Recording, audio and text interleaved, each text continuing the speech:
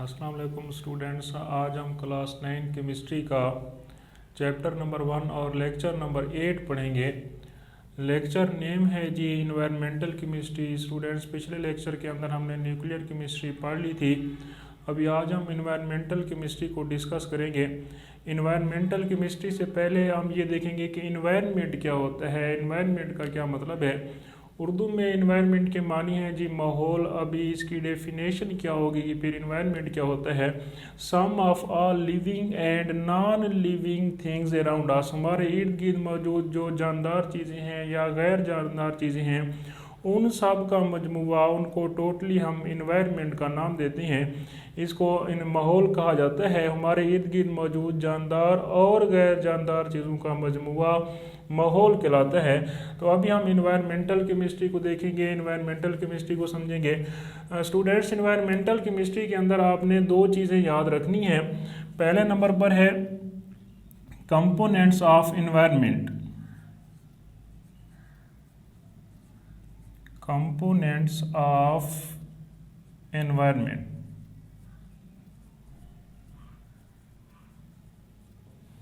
उर्दू में इसको कहेंगे माहौल के अज्जा।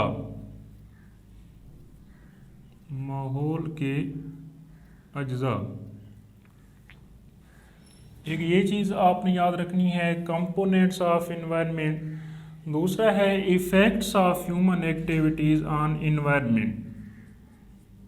effects of human activities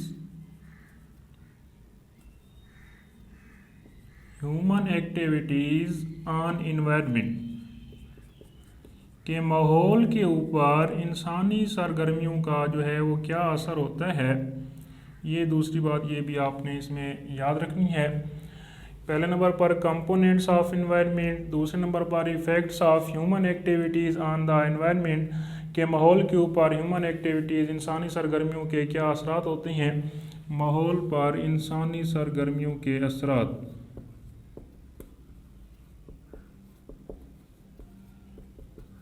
इंसानी सरगर्मियों के असरात। तो अभी आते हैं स्टूडेंट्स, कंपोनेंट्स ऑफ इन्वायरमेंट का क्या मतलब है, कि माहौल के अज्जा का क्या मतलब है। कंपोनेंट्स ऑफ इन्वायरमेंट में जी एयर आ जाता है। फॉर एग्जांपल जैसा कि हवा है, सैल मट्टी है, वाटर है, टेम्परेचर है। ये सारी चीज़ें स्टूडेंट्स आ जाती हैं कंपोनेंट्स ऑफ इन्वायरमेंट्स। ये माहौल के अज्जा कहलाते हैं। हवा है, सैल मट्टी है, वाटर पानी है, टेम्परेचर है, इनको माहौल के अज्जा कहा जाता है। तो इन्वायरमेंटल केमिस्ट्री के लिए आपने ये दो बातें ध्यान में रखनी है, कंपोनेंट्स ऑफ इन्वायरमेंट्स, दूसरा effects of human activities on the environment. कि इन्वायरमेंटल केमिस्ट्री के अंदर हम इन दो चीज़ों को स्टडी करते हैं। तो अभी स्टूडेंट्स इसकी डेफिनेशन देखते हैं ज़रा। इन्वायरमेंटल केमिस्ट्री की डेफिनेशन फिर क्या होगी।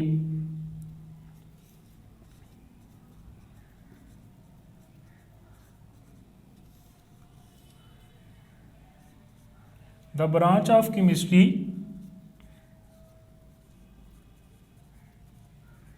द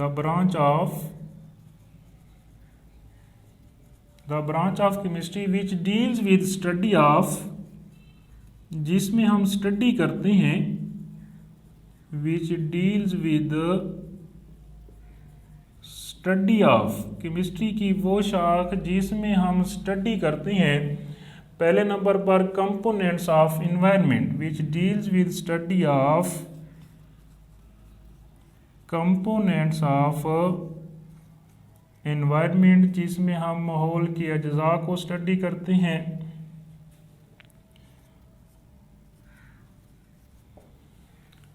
दूसरे नंबर पर and effects of human activities on environment, and effects of human activities on environment.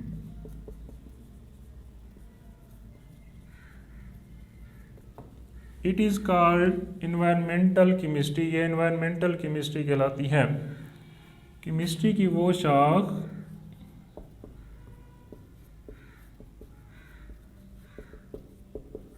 जिसमें माहौल के अज्जा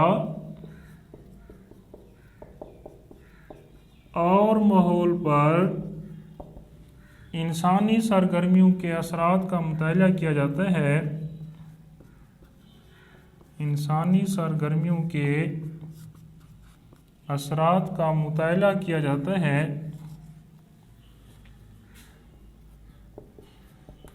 वो एनवायरमेंटल केमिस्ट्री कहलाती है। एनवायरमेंटल केमिस्ट्री, ये था स्टूडेंट्स, इसकी डेफिनेशन हो गई। फिर एनवायरमेंटल केमिस्ट्री का जो है वो दूसरी ब्रांचेस से भी इसका ताल्लुक़ है, दूसरी ब्रांचेस से भी ये रिलेटेड है। साइंस की दूसरी ब्रांचेस से relation with other branches.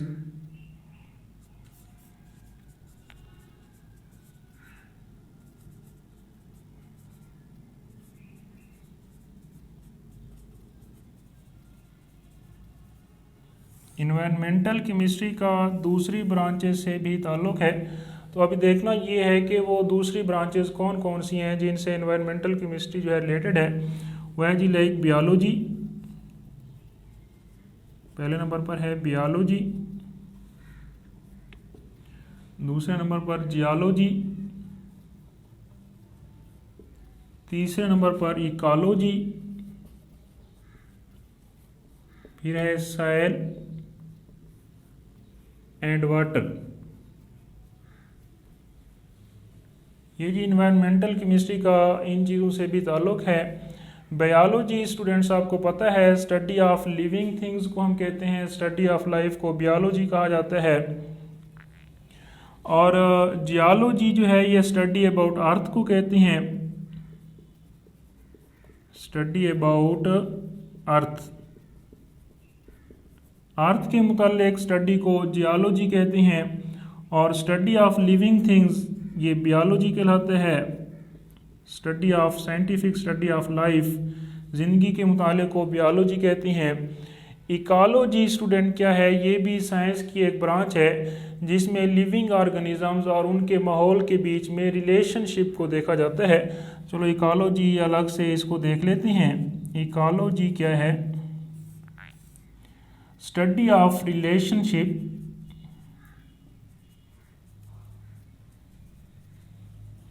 Study of relationship between living organisms and their environment, between living organisms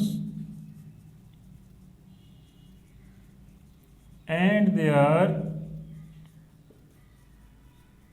environment, it is called ecology. ये इकोलॉजी कहलाता है कि कोई जानदार चीज़ें और उनके माहौल के दरमियान ताल्लुक़ के मुताले को इकोलॉजी कहा जाता है। ये एनवायरमेंटल केमिस्ट्री का इन दूसरी ब्रांचेस से भी ताल्लुक़ है।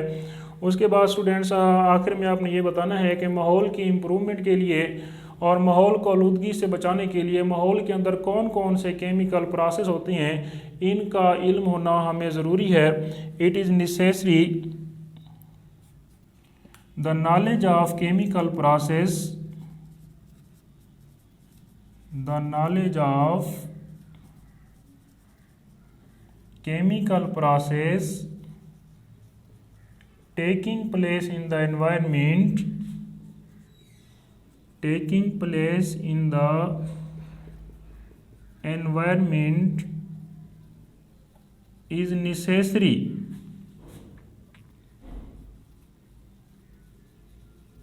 कि माहौल के अंदर होने वाले मुख्तलिफ केमिकल प्रोसेस, केमिकल रिएक्शंस का इल्म होना ज़रूरी है। क्यों ज़रूरी है? For the improvement, for its improvement and protection against pollution, and protection against